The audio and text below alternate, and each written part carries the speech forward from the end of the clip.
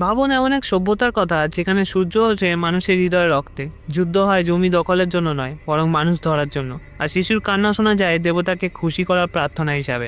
এই ভিডিওতে আমরা জানবো কেন ইতিহাসের সবচেয়ে ভয়ঙ্কর সভ্যতাগুলোর একটিতে পরিণত হয়েছিল অ্যাজটেক সভ্যতা। তাই ভিডিওটা সম্পূর্ণ দেখুন।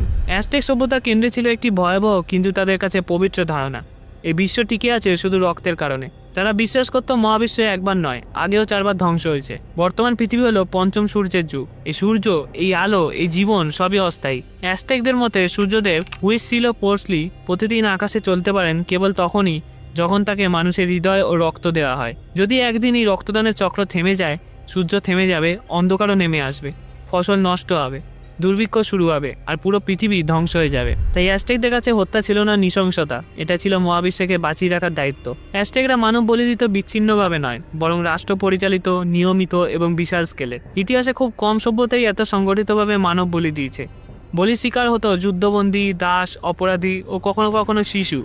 বলির পদ্ধতি ছিল নির্দিষ্ট ও নিষ্ঠুর। শিকারকে পিরামিডের চূড়ায় শুইয়ে জীবিত অবস্থায় বুক চিরে হৃদয় বের করা হতো, তারপর নিথর দেহ সিঁড়ি বেয়ে ছুঁড়ে ফেলা হতো। কিছু ঐতিহাসিক সূত্র অনুযায়ী বছরে হাজার হাজার বলি হতো। মন্দির উদ্বোধনের সময় কয়েকদিনের মধ্যেই 10,000-এরও বেশি মানুষ হত্যা করা হয়েছে বলে দাবি করা হয়। সংখ্যা নিয়ে বিতর্ক আছে, কিন্তু এই স্কেল যে ভয়াবহ ছিল তা নিয়ে ঐতিহাসিকদের দ্বিমত নেই। অ্যাজটেকদের সবচেয়ে ভয়ঙ্কর উদ্বোধনগুলোর একটি হলো জোচিয়াকোট বা ফ্লাওয়ার ওয়ার।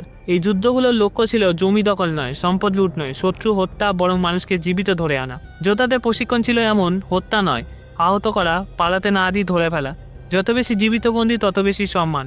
একজন যোদ্ধার সামাজিক মর্যাদা নির্ধারিত হতো সে কতজন মানুষ বলির জন্য ধরে এনেছে তার উপর। অ্যাজটেক বলিদান ছিল গোপনে নয়, খোলা মঞ্চে, হাজার হাজার দর্শকের সামনে। বিশাল জনসমাবেশে বলি, মন্দিরের সামনে সারি সারি খুলি, জুম পান্টলি নামে স্কেল র্যাক যেখানে শত শত মানুষের মাথা ঝুলতো, এগুলো শুধু দেবতাকে তুষ্ট করার জন্য নয়, এগুলো ছিল শত্রুদের ভয় দেখানোর জন্য, সাধারণ জনগণকে নিয়ন্ত্রণে রাখার জন্য, রাষ্ট্রের ক্ষমতা প্রদর্শনের জন্য। সবচেয়ে অন্ধকার অধ্যায়গুলোর একটি হলো শিশু বলি। বৃষ্টির দেবতা তালাকের জন্য শিশুদের বলি দেওয়া হতো।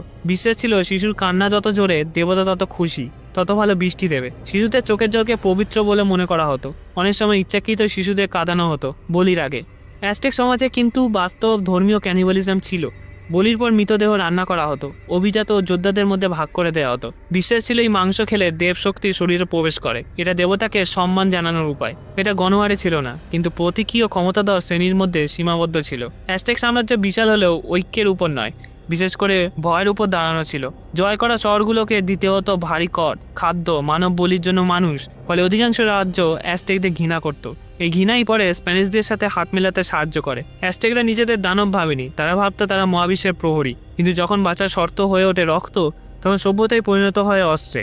অনেক ধন্যবাদ এই ভিডিওটা দেখার জন্য।